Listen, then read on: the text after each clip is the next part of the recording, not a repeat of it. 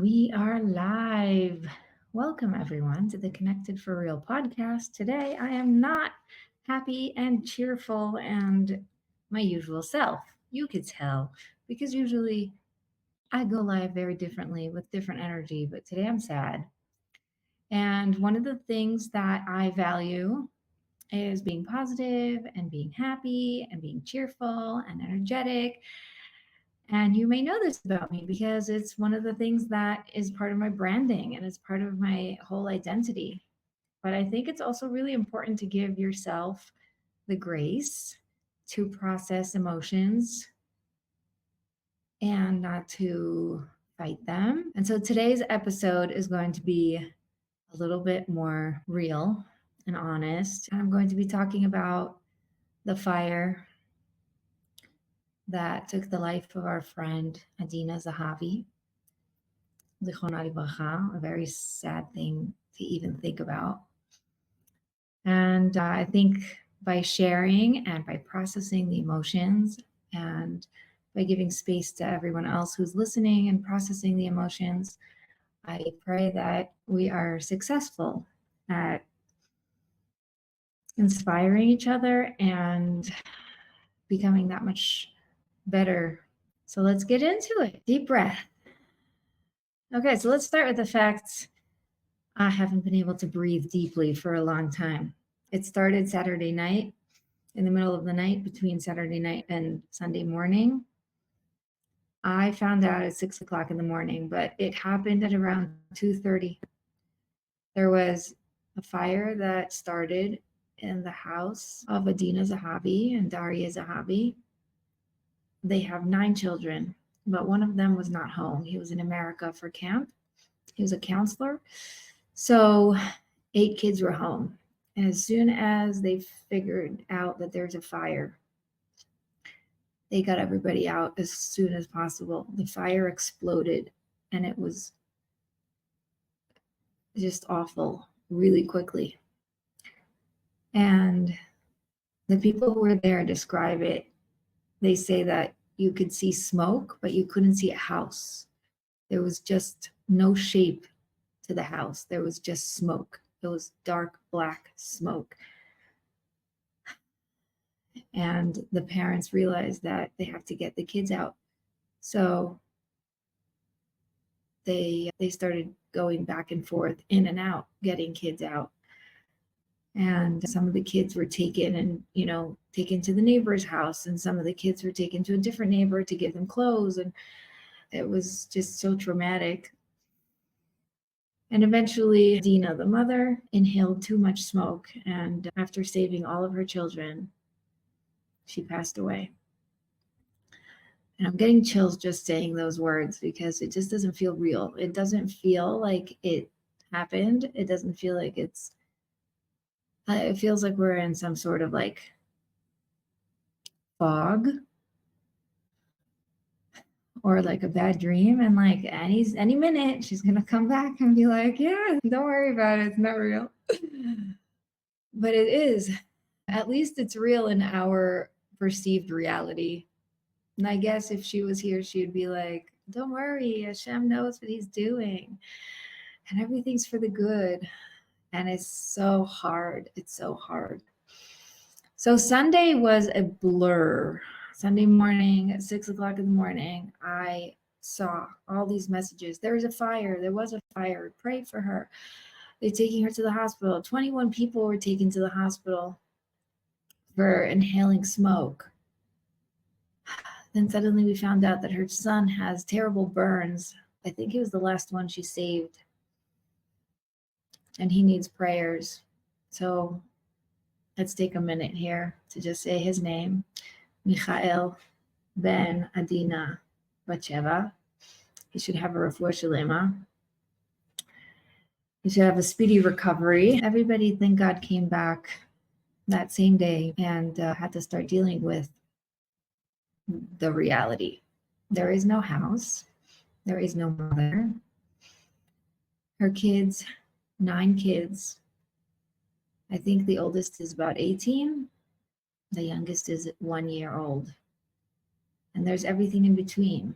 And it was just heart-wrenching. The next morning, they had the funeral, and it was really beautiful, and it was really inspirational to see how every single one of her kids, well, the ones who were old enough to, they spoke from oldest to, younger.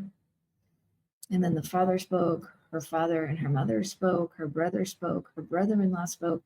It was addictive. It was almost like you couldn't stop listening to these amazing things because you just wanted to be like her. And the truth is that even when she was alive, everybody wanted to be like her. She was this awesome person who notices everybody. She notices everybody. I do not know if there's ever a time where we were at an event or at a party or at anything where somebody was on the side or just doing their thing and they didn't speak with her, because she was just so aware of everybody. She was there for her friends, and she was there for her acquaintances, and she was there for the community as a whole, and she was there for individuals, and she was there for people who weren't even on her level, like her kids' friends, and either just and also just random friends, kids. My son feels like he knew her, and I don't even know how, because I didn't have much to do with her in the last couple of years, just because her kids go to different schools. When they were young, and it was earlier on, yeah, we had them over. They were around a lot more, but it's been over 10 years that, her kids go to that school and my kids go to this school, and we're just so busy. So the adults got together, like, we had interactions amongst ourselves, my husband, me, her husband, her. But the kids, I didn't think that they were going to be affected, and they were, because she had prayer in her house, and she invited all the kids and then gave out candy or gave out ice cream or did something. The kids were friends with everyone, even if they weren't from their school. There was something really special about that family. And there's something really special about that woman. And it's been really, really hard. And I want to talk about the processing of the experience and the processing of the emotions, because I think it's important to talk about it.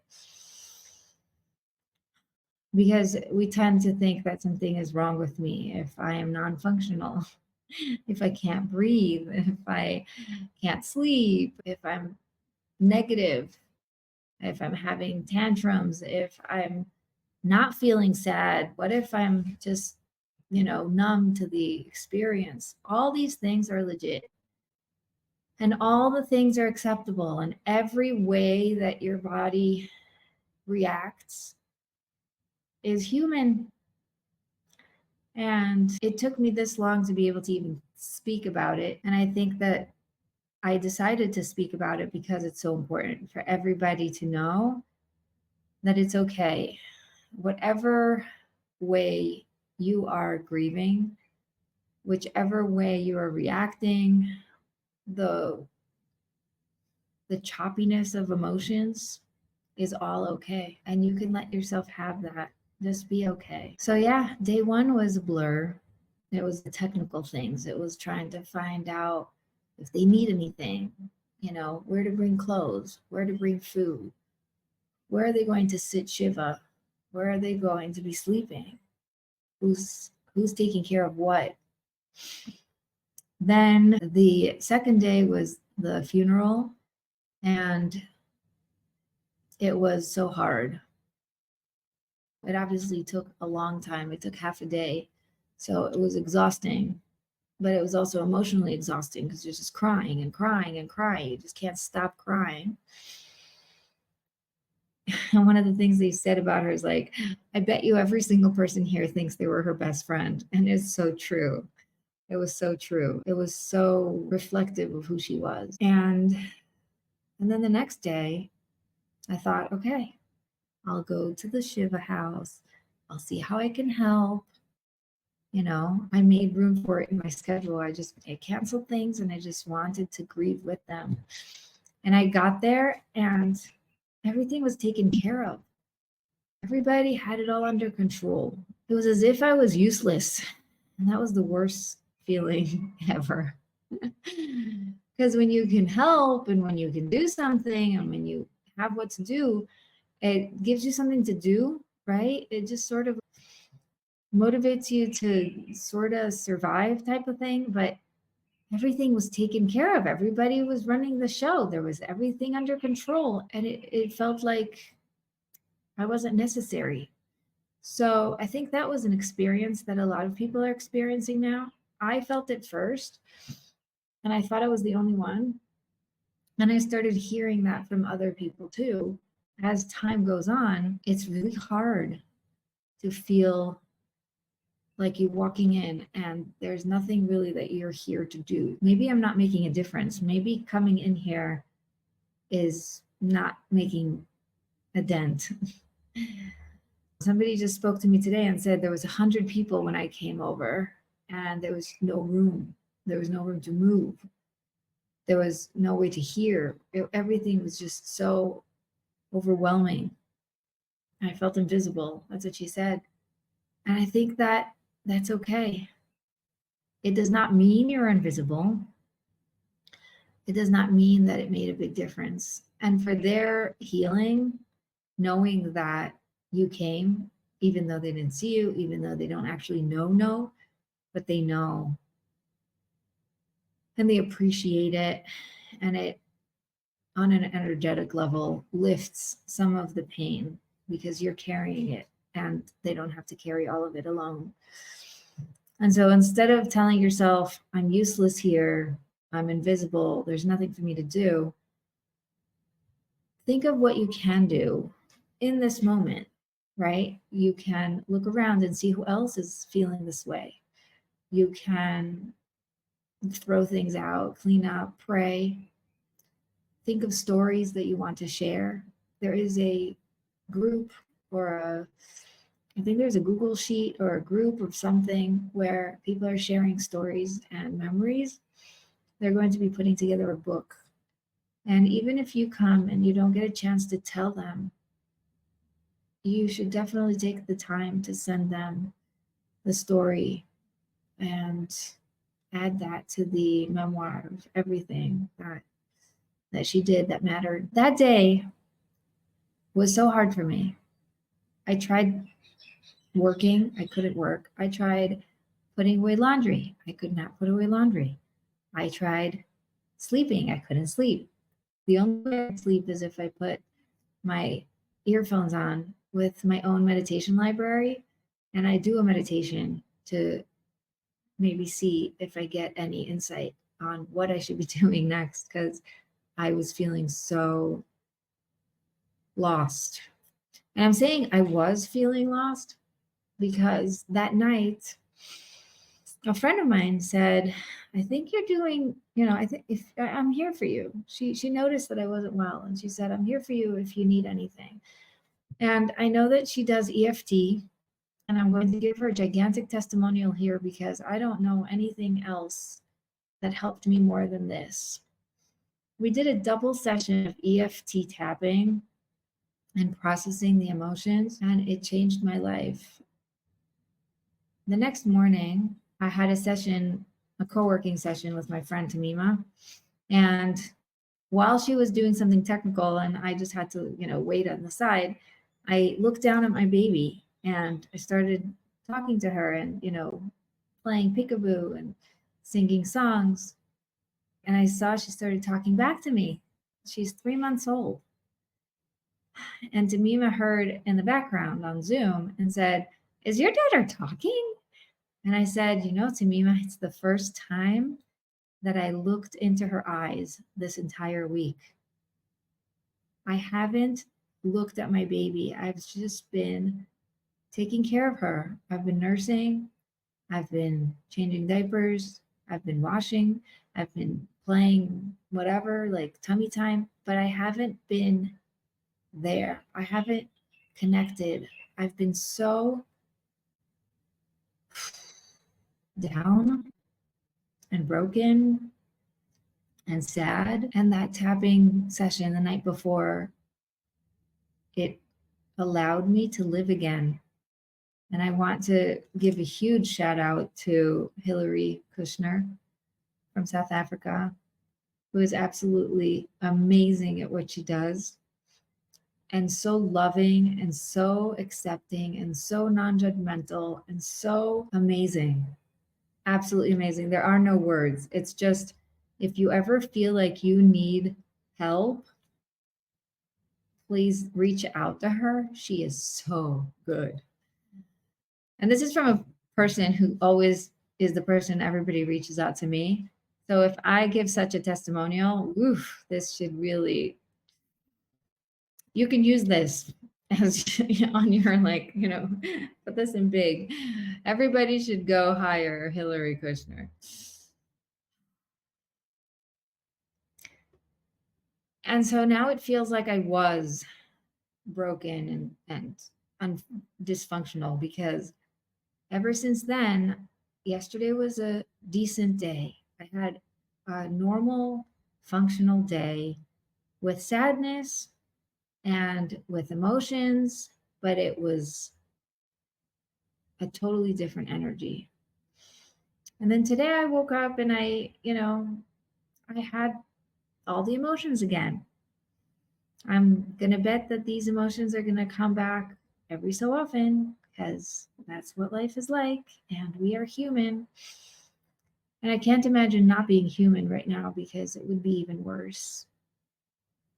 It's a merit to have known Adina, and it's a merit to be able to feel the pain of losing her in this physical sense. But I don't know if you guys know this. My clients may know this.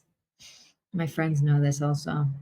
I have like my cheerleading team of dead people. My grandfather, Aviela Sasson. Recently, we just added Marcos, my boss, and now Adina is in there. And it's like the most special people in my life that I feel I lost, but also I feel like are always with me. And when I have like moments where I don't know what to do, or I don't know how to be, or I'm feeling like I need a little boost of energy, I think, what would they do? Or what would they say? And it just feels nice to have this imaginary section in my mind where all the people who passed away live. So they're not really gone. They're really still there. Of course, this is not to say that I pray to them or ask them for anything, because that would be not allowed. But, I just feel their presence, and I feel like they're cheering me on. And I'm blown away by her family. I'm blown away by the community. I'm blown away by people, just the sheer goodness of people. So there's a couple of ways that anybody listening could help. There is a jgive.com, there's causematch.com, and there's gofundme.com. I believe the GoFundMe was the first one to be started. It was started by her neighbor and her friend, who's just amazing. Everybody's amazing, by the way. I think the hardest part is going to be after the Shiva, when we expect ourselves to go back to normal, and then we're not going back to normal. And then it's like, what's going on? Why are we not back to normal? We should be back to normal. And then there's going to be like 30 days after, and it's going to be like, okay, maybe now I could go back to normal. And it still hurts, and it's still painful, and it's still sad. And it's like, come on, snap out of it. And to that, I just want to give you permission to give yourself time, to give yourself space, to give yourself what you need in order to take care of yourself. Like, I was told by my friend, hey, I'm here to help you, but I had to get all the courage I could to say, yes, I need the help. Please, let's meet. Because it would have just stayed on the shelf. Okay. So there's a lot of people who are here to offer you the help you need. And you have to get courageous enough to accept it, and to use it, and to lean into it, and really allow yourself to heal. Because, and some people say time heals, but time doesn't heal on its own. Time heals when you're intentional. and when you're willing to let it in. So give yourself grace. Give yourself permission to receive the help you need. Give yourself time and surround yourself with people who are able to love you and accept you, even when you're broken, and even when you're sad, and even when you're snappy, and even when you're tantrumy. And one of the things I had to learn also is that everybody around me is grieving just as much, even if they didn't know her, even if they didn't have anything to do with her. There's something gigantic that was taken away that is felt in the energy of the town and the energy of the world. And we have to be able to let everyone in on the grieving process. Open up to see those on the side. Anybody who is feeling invisible, anybody who's feeling like they came and they don't matter. So they matter. The fact that you feel the pain means you matter. And I think it's amazing that people are able to help them in all the ways that they need help. So thank God the food is taken care of for this week. But if you're the type to make food and bring it over, wait a little and bring it when it's after, when there isn't 100 people in the house, when it starts to get heavy because life actually hits and you realize that, oh, she's still not back. It's hard, and it's going to keep hitting. Okay, deep breath, everybody. Release, exhale. Let yourself breathe a tiny bit more, even though you can't breathe all the way, and that's okay. I want to tell you something about crying. Crying is an amazing gift.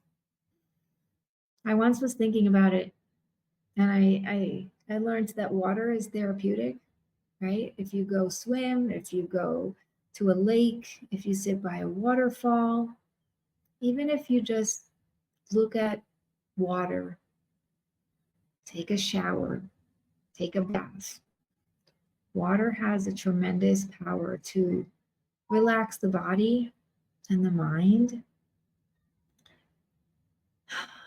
and just let things flow. And God gave us that built in.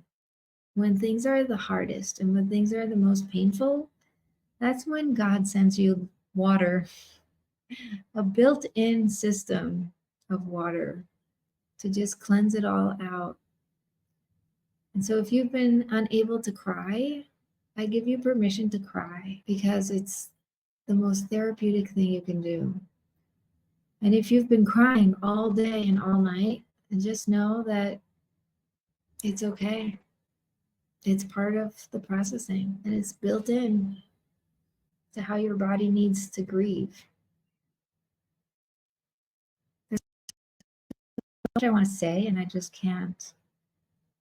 There's an exhaustion of just no words, the inability to comprehend, the inability to just grasp. It's not. There is no words. There is no way to grasp it. And I think her husband said it best. I'm not going to understand. I'm never going to understand. And I don't want to understand, because he said, I'm just a dog trying to figure out how the car is moving. I won't ever understand, but I see the car's moving. Yeah. And I think that's what helped me after the double session with Hillary. The understanding that we're in the process. We're in the journey. We all want to be there already. We want the redemption. We want to have the resurrection. We want all the things to just fall into place, and everything should just be perfect. And we just get on with the show because this is too painful.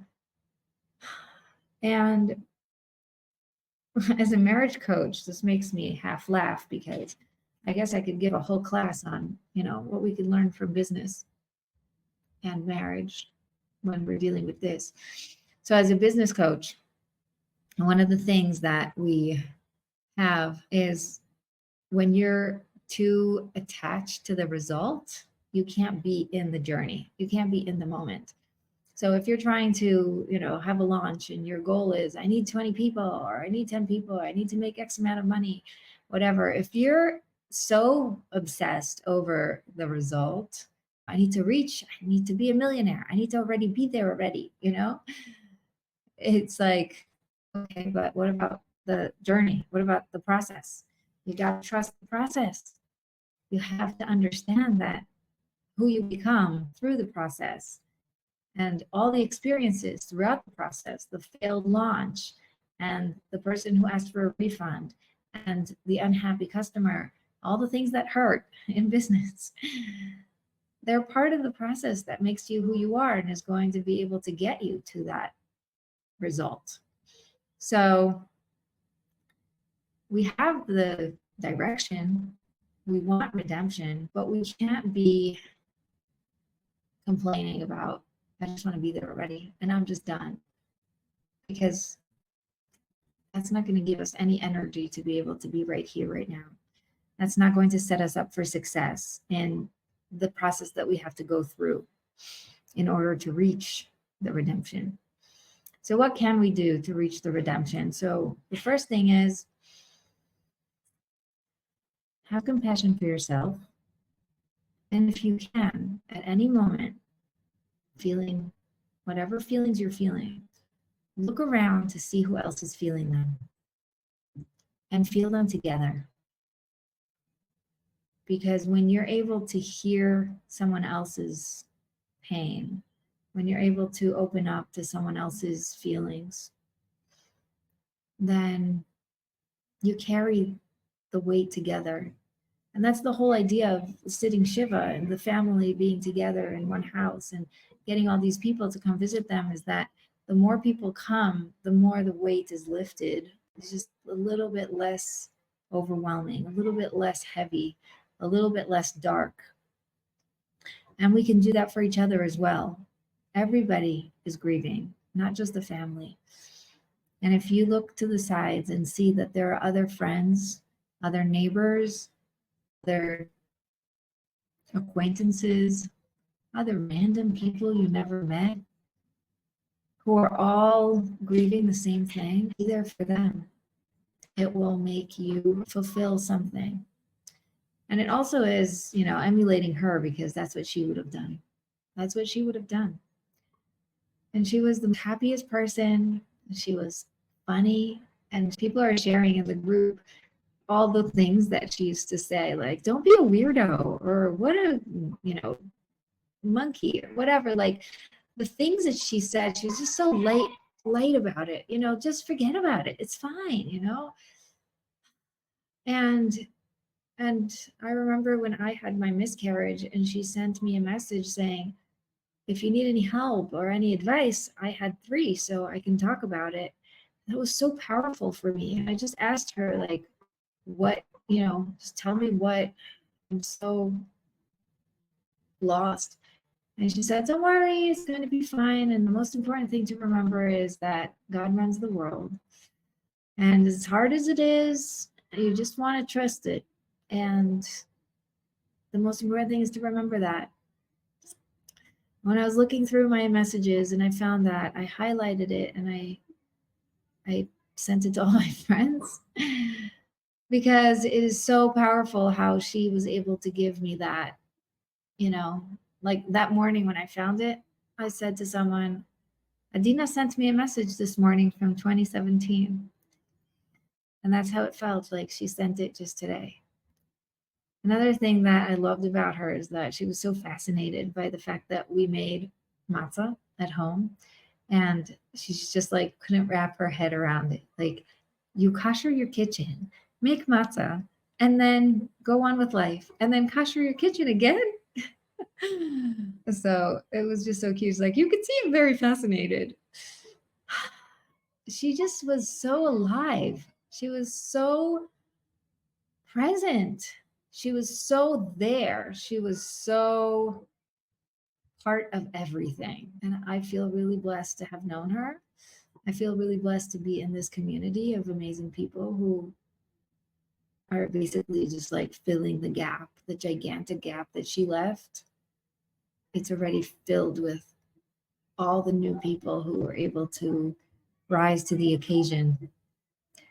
And the most beautiful thing to me, I know there's a lot of beautiful things. The most beautiful thing to me is that she was in the Anglo community, but she was also in the Israeli community. And when I organized a processing night that night, everybody get together and cry together because we can't do this alone. The Israelis, the Hebrew speakers, were complaining that I said it was going to be in English. They wanted something for everyone. They wanted to be involved because they're grieving just as much.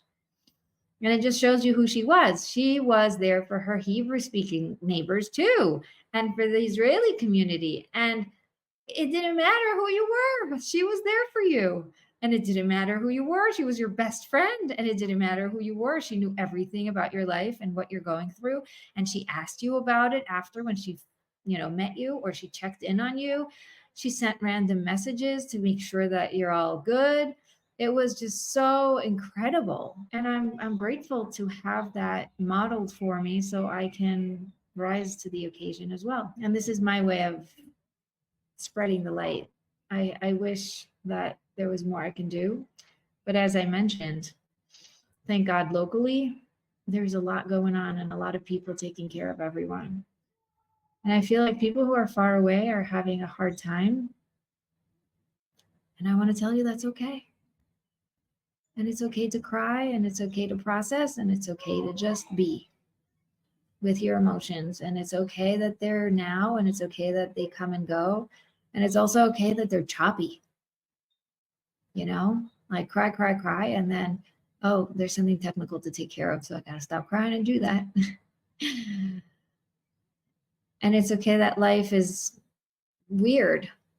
It throws you a bunch of different things at once. There's happy things and sad things and weird things, and that's all. It's all okay. And the fact that we can focus on the big picture, God being present right here, right now, and living in the best way that we can, so that we can reach the redemption. And we can take a lot of notes from her. And as I said, there's a GoFundMe that you can donate to. There is a WhatsApp group of memories that people are sending their voice notes to, and their pictures and their screenshots. And there's going to be a book, and it's going to be really special if you could send in your story, even if you had nothing to do with her, how this experience impacted you where you are. Okay, let's exhale together. Breathe it in. Let God's light heal what it needs to heal. We cannot do this alone. We need each other, and we need to lean on God. And I love you all. And I hope that you stay around and listen to the other podcast episodes that are much happier and much more perky and energetic. But as I said, I think it's important to also be human and to know when to be sad and to give ourselves permission to be who we are.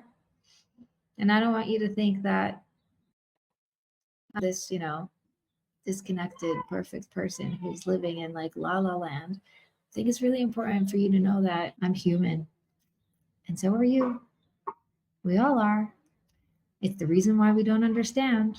It's the reason why we're so limited. It's the reason why we are having a hard time with this. And it's the reason why we're crying and grieving and feeling the pain. It's the reason why we can't breathe. It's the reason why we can't function. That's okay. It doesn't mean anything about us. It just means that we're human. And it's actually a good thing, because if you weren't feeling any of that, you'd feel really, really bad. And I think a lot of people are feeling really bad, that they can't cry, that it's not hitting them, that they don't feel as close as they thought they felt, or that it's not the way they're supposed to feel. So I want to give you permission to feel whatever you feel. and let yourself be where you are. Another really important thing is that in times like these, we say to ourselves, it could have been me. It could have been me. And it's really scary. It could have been me in a scary sense of, oh my God, it could have been any of us. And also hearing all of the beautiful things that people said about her, taking it to the other side of, nobody would have said that about me. Or they wouldn't have anything nice to say about me if that was me. And I want to tell you that this is normal too, and it's okay. Because at this moment, your body knows to just be negative. Your body knows to just be pessimistic. It lost all the light of holding on to God, holding on to hope, knowing that there's going to be a better tomorrow. All the light has been almost sucked out of our lives, and it's temporary, and it's okay. And so I don't want you going and being hard on yourself that you're not a good wife, or you're not a good mother, or you're not a good human, or you don't make food for people, or I'm not the type that really takes care of the community, or all the things that you could be thinking as a result of how amazing she was. And I want to tell you that that's okay. That's okay. You don't have to be Adina. Adina had to be Adina, and Adina fulfilled her role. You have to be you, and you get to fulfill your role. And you don't have the same role as Adina. You have the same role as you, and you only. God does not make extras, and he does not need you to be someone else. He needs you to be you. And there's a theme in my podcast. There's a reason why there's over 100 episodes of permission to be you and find what works for you and go do you in the best way possible. So don't give too much weight to these thoughts, because they're warped. They're coming from a place of lack of light and lack of clarity. And that does not mean that they're true. It means that maybe they're bringing it to your attention so that you can see where you can improve, but not so you can beat yourself up. Okay? Last time, everybody, open up your hands. Let the light in just a tiny bit. Open up a crack. Allow God to